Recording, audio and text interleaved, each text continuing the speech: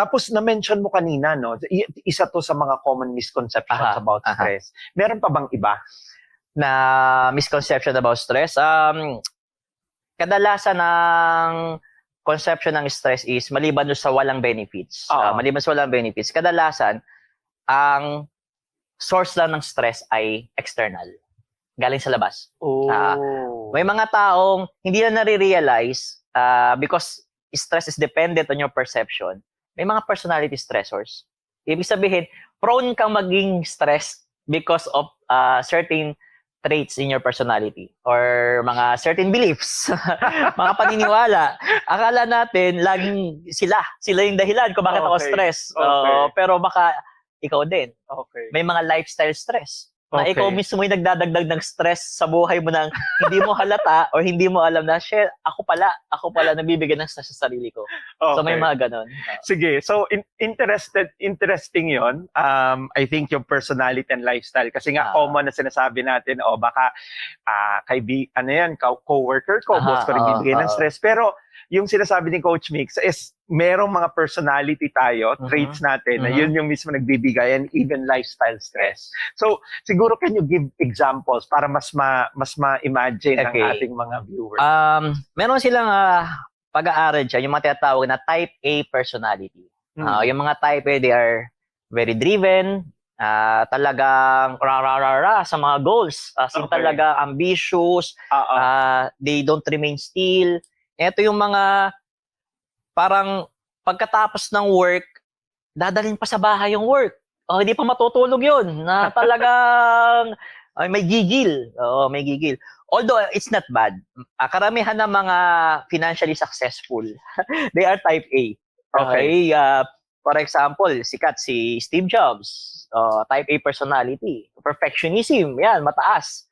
Siyempre, pagka hindi magawa yung gusto mo, bad trip ka. Ilang araw mo minsan bibitbitin yun. Ayan yung mga type A. Meron naman mga type C. Sila yung mga tinatawag na self-sacrificing. Kaya binibigay ko na lahat. May mga lumabas sa study nun sa mga babaeng very martyr, kung baka self-sacrificing. Down the road, ilang years later, they got cancer, colon cancer, breast cancer, mga ganun. Nagmamanifest na yung stress sa katawan because part ng personality nila. Ayun yung mga example. Sa lifestyle naman, halimbawa, nagpapabudol ka sa mga palabas sa TV. Yung mga series, ayan. Sabi mo, isang episode lang. Tapos nag-click ka pa ng next. Nag-click ka pa ng next. Tapos nagulat ka na ng madaling araw na hindi ka pa natutulog. Kasi may cliffhanger sa dulo. Yes. Magaling yung pagkakagawa ng mga writers. So, lifestyle stress yun. As long as you keep yourself remaining awake, ayan, alert, focus, yung mga ganyan, kahit nag-e-enjoy ka, magkaiba yung recreation sa rest. Recreation basically is a form of stress na masaya.